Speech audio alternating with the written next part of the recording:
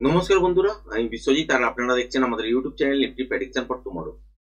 গতকালকের ভিডিওতে আপনাদের সাথে শেয়ার করেছিলাম যে আজকের দিনেও তলার দিকে মার্কেটকে দেখতে পাবেন, কিন্তু ট্রেন্ডিং টাইপের হয়তো মুভ পাবেন না। ছোটখাটো মুভ পাবেন কিন্তু মুভমেন্ট থাকবে এবং সেই হিসাবে ট্রেড করতে পারেন।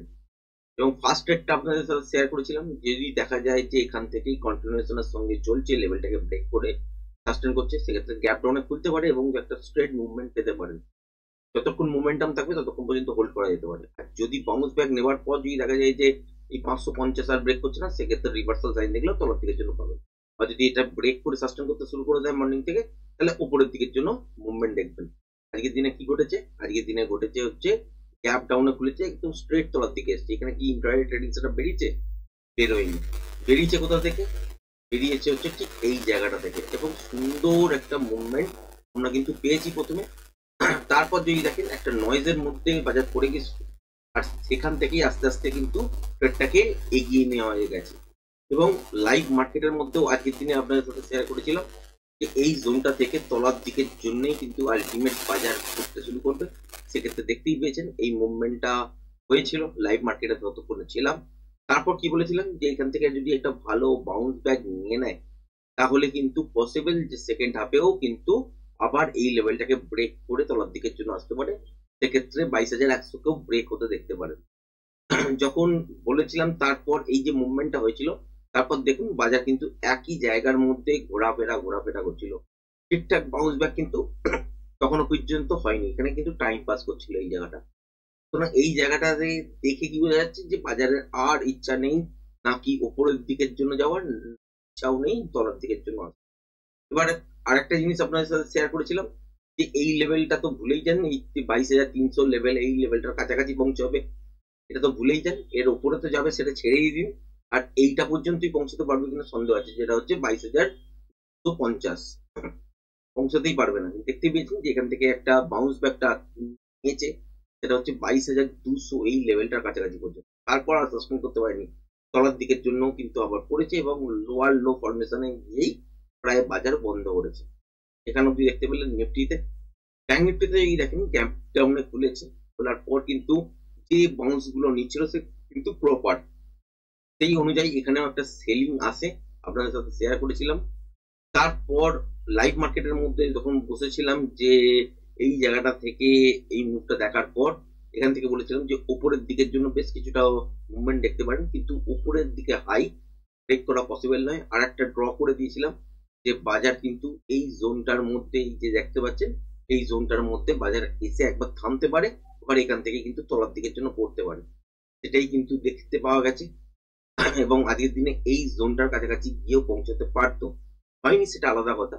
কিন্তু তারপর এখান থেকে দেখতে পাচ্ছি কি এইখানে একটা সুইং হাই আছে, আর লাস্ট সুইং হাই যেটা করেছে সেটা হচ্ছে এইখানটা। তার মানে হচ্ছে দেখতেই পাচ্ছেন যে আগের যে সুইং হাইটা ছিল তার ঠিক তলায়। এবার পরের দিনের জন্য বাজার কি হতে পারে, কারণ লোয়ার লো ফরমেশনই অলরেডি কিন্তু চলছে। এখানেও যদি দেখেন তো এখান থেকে স্ট্রেট যদি ফলটাকে ধরেন, এটা আগের দিনের ক্লোজিং ছিল, তারপরে যদি আজকেরটাকে দেখেন তাহলে এটা স্ট্রেট ফলই হয়েছে। তাহলে এইখানে একটা সুইং লো ছিল, তারপর একটা সুইং হাই হয়েছে, আগের সুইং হাইটা তার নিশ্চয়ই এখানে ছিল। তারপরে যদি এখানে লো দেখেন, এই লোটাকেও ব্রেক করেছে। তারপরে যদি দেখেন এখান থেকে উপরে দিয়ে গেছে, এই হাইটাকে ব্রেক করেন, তাহলে এখান থেকে পসিবিলিটিস কি দাঁড়াচ্ছে যে এই লোটাকে যদি গ্যাপ ডাউনের সঙ্গে ব্রেক করে, সেটা কিন্তু কোনো বড় ব্যাপার নয়। আজকের দিনে 400 পয়েন্ট মাইনাস দেখে অনেকেই ভাবছেন যে ট্রেন্ডিং টাইপের বাজার, কিন্তু অ্যাকচুয়ালি ট্রেন্ডিং বাজার এরকম নয়। তো ট্রেন্ডিং বাজার হতে গেলে আরো অনেক কিছু ক্রাইটেরিয়া লাগে, আর সেখানে নয়েজ কিন্তু থাকে না। আজকের দিনে বাজারে কিন্তু এইসব জায়গায় নয়েজ চলে এসেছিল, এইসব জায়গায় যদি দেখেন নয়েজ ছিল। আর এইখানে যে মুভটা দেখতে পাচ্ছেন তার মধ্যে প্রথম 5 মিনিটের যদি মুভ দেখেন, তাহলে দেখতে পাবেন যে মোটামুটি 200 পয়েন্ট তো এখান থেকে ছেড়েই দিতে পারেন, যে মুভটার কোনো ভ্যালু নেই, মানে আমাদের কাছে নেই। কারণ যারা ইন্টারনেট ট্রেডিং করতে বসেন, তারা যদি এখান থেকে ফ্ল্যাট দেখতে পেতেন, খুলতো, খোলার পর দেখলেন যে ব্রেক করতো, তবুও সুযোগ পেতেন এখান থেকে শর্ট করা। কিন্তু যদি দেখেন যে গ্যাপ ডাউনের সঙ্গে বাজার খুলেছে, খুলে তলার দিকেই পড়তে শুরু করেছে, ওই প্রথম 5 মিনিটটা দেখতে দেখতেই সময় চলে যাবে। সেখানে যদি এইখান থেকে এতদূর পর্যন্ত যে মুভমেন্টটা দেখেন, তাহলে কমসে কম 200 পয়েন্ট তারপরেও ভাবতে ভাবতে এই জায়গাটা বুঝতে পারছেন যে তলার দিকের জন্য আবার কিন্তু পড়েছে। এখানে মানুষ কিন্তু ইন্টারেস্ট হবে না যে তলার দিকে একদম স্ট্রেট পড়বে বলে। সেই জন্যই বাজার এত দূর পর্যন্ত এসছে। তো এই মুভমেন্টটা যদি ছেড়ে দেন তাহলে কিন্তু বাজারের হাতে এই যে এতক্ষণ বাজার বসিয়ে রেখে দিয়েছে, এটা কিন্তু টেকনিক্যাল ছাড়া সম্ভব নয়, বা টেকনিক্যাল ছাড়া আপনি এই সব জায়গা দেখে সেল করতে পারবেন না। কারণ হচ্ছে অনেকটা তলায় এক্সপেক্ট থাকবেই যে উপরের দিকের জন্য বাজার যদি ঘুরতে শুরু করে তাহলে এখান থেকে আমরা বাই করতে শুরু করব। এটাই কিন্তু নর্মাল মানুষের আহ, অভিজ্ঞতা অনুযায়ী এই জায়গাগুলো হয়। কিন্তু একজন ট্রেডার বা যারা টেকনিক্যাল পিওর জানেন, তারা এইখানের মধ্যে কিছু না কিছু এমন সাইন খুঁজে নেবেন, সেই সাইনটা দেখার পরই কিন্তু এখান থেকে শর্ট করতে আবার ইন্টারেস্টেড হবেন। এবং এখানে যারা যারা টেকনিক্যাল শিখেছেন আশা করছি আজকের দিনে তারা সুন্দর শর্ট পেয়েছেন। এবং এইখান অব্দি তো একটা মোমেন্টাম জোন ছিল এই প্রথম 15 মিনিট এই জোনটা দেখার পর। তারপর দেখতে পেয়েছেন একটা জোনের মধ্যেই নয়েজ ক্রিয়েট করছিল, কিন্তু প্রাইস যদি দেখেন সেরকম ভাবে ড্রপ করছিল না অপশনের প্রাইস যদি দেখেন। তারপর এইসব জায়গা থেকে একটা straight move back to back পাওয়া গেছে। আর এই জায়গাটা আসার পর কিন্তু 50% বা তারও থেকে বেশি আস্তে আস্তে করে পার্ট বাই পার্টে প্রফিট বুকিং করাই কিন্তু উচিত। কারণ এই জোনটাকে যদি সাস্টেন করতে হতো, আপনাদের সাথে লাইভ মার্কেটের মধ্যেও শেয়ার করেছিলাম যে যদি এটাকে সাস্টেন করতে হয় তাহলে বাউন্স প্রয়োজন। নয়তো এখান থেকে সেকেন্ড হাফ পর্যন্ত যদি দেখেন যে একদম ব্যাক টু ব্যাক তলার দিকের জন্য পড়ছে, তাহলে কিন্তু মনে রাখবেন যে এখান থেকে উপরের দিকেও কিন্তু চেস করতে চলে যাবে। সেটা যদি না হতে হয় তাহলে বাজারকে কিন্তু এখান থেকে একটা বাউন্স ব্যাক পসিবল, এবং বাউন্স ব্যাক কিন্তু করা উচিত। আজকের দিনে আরো পড়তো, এই লেভেলটাকে ব্রেক করে আরো পড়তো যদি এই জায়গায় সময় নষ্ট না করতো। এই জায়গায় যদি দেখেন তাহলে মোটামুটি একটা থেকে এই জায়গাটা পর্যন্ত দেখুন, মোটামুটি 1:40 একটা থেকে আপনার হচ্ছে 2:40, মানে 1 ঘন্টা 40 মিনিট কিন্তু এই জোনটার মধ্যেই বাজার কাটিয়েছে, ঠিক এইটুকুনি জোনের মধ্যে। তার মানে বুঝতেই পারছেন যে 1.5 ঘন্টার উপরেও বাজার কিন্তু একটা রেঞ্জের মধ্যে কাটিয়েছে। এখানেই তো মেন খেলাটা হয়ে গেল আজকের দিনে, যে এখান থেকে না উপরের দিকে যাবে না তলার দিকে যাবে, একই জায়গার মধ্যেই বাজার ক্লোজিং করবে। সেটাই বোঝা যাচ্ছিল। উপরের দিকে এইটা চেস করবে সেটার কোনো ক্ষমতা ছিল না। যদি চেস করার হতো এইখান থেকেই দেখতেন যে এরকম মুভমেন্ট এইখানে ছিল বা এইখানে ছিল, এইরকম টাইপেরই মুভমেন্ট এখানে আশা করা যাচ্ছিল। যে যদি রেঞ্জ না ক্রিয়েট করে একটা যদি সুন্দর বাউন্স ব্যাক পাওয়া যায়, তাহলে সেক্ষেত্রে কন্টিনিউশন ট্রেড হিসেবে তলার দিকে এই লেভেলটাকে ব্রেক করলে 122,100 এটাকে ব্রেক করেই তলার দিকের জন্য চলবে। সেই জায়গাটা কিন্তু নষ্ট করেছে এই জোনটা। দেখতে পাচ্ছেন 1.5 ঘন্টা 1 ঘন্টা 40 মিনিট ধরে এই জোনটার মধ্যেই কাটানোর পর বোঝাই গেছিল যে এখান থেকে না উপরের দিকে চলবে না তলার দিকের জন্য আসবে। এটাই স্বাভাবিক। ব্যাংক নিফটিতে কিন্তু অনেকটা প্যাটার্ন ওয়াইজ ট্রেড করার চেষ্টা করেছে।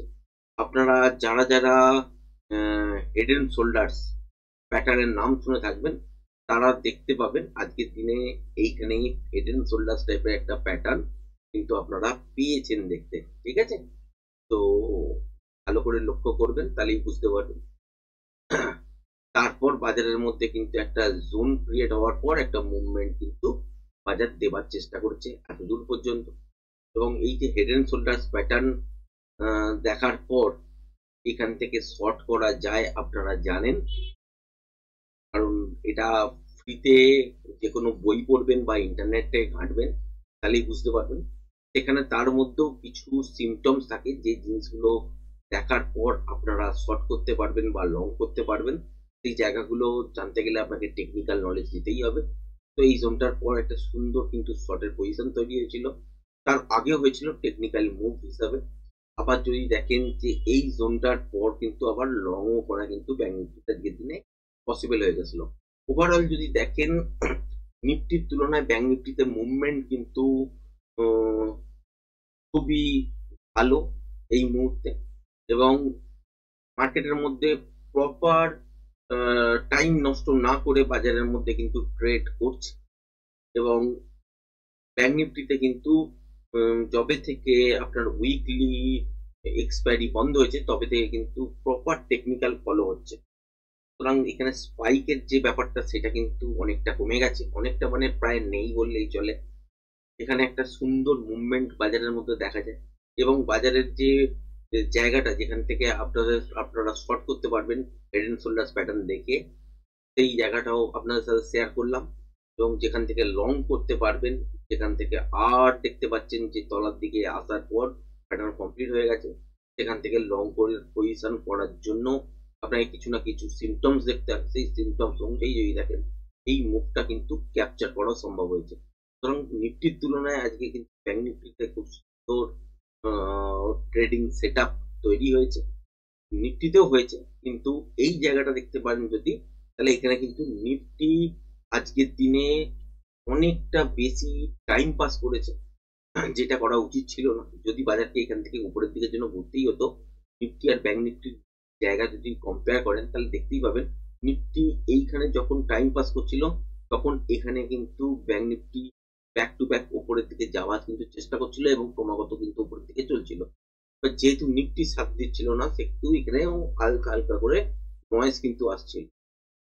এবার এইসব জায়গায় যদি দেখেন এখান থেকে তলার দিকের জন্য পড়েছে, নিফটিও কিন্তু তলার দিকের জন্য পড়ে গেছে, দেখতে পেয়েছেন।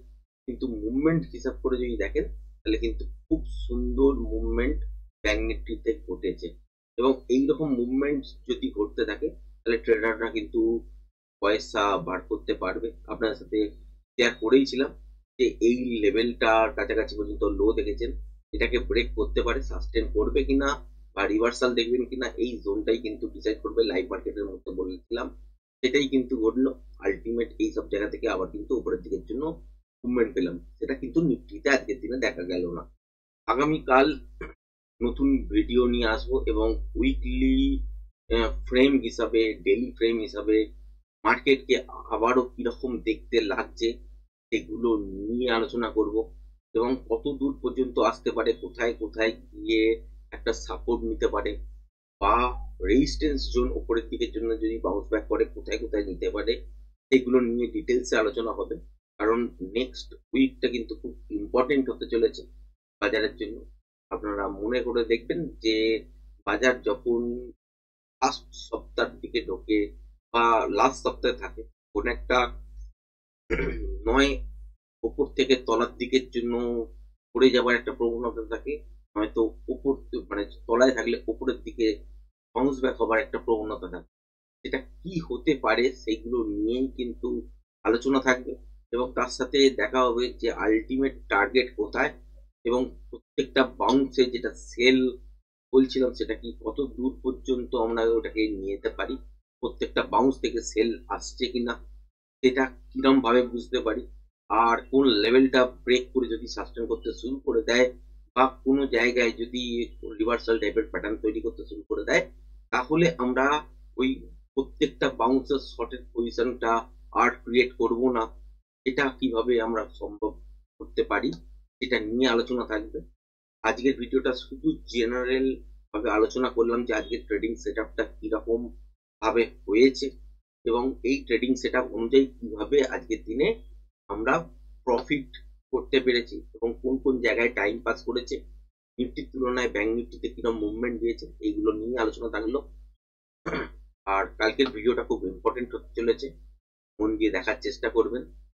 আজকের ভিডিওটা এই পর্যন্তই, ধন্যবাদ।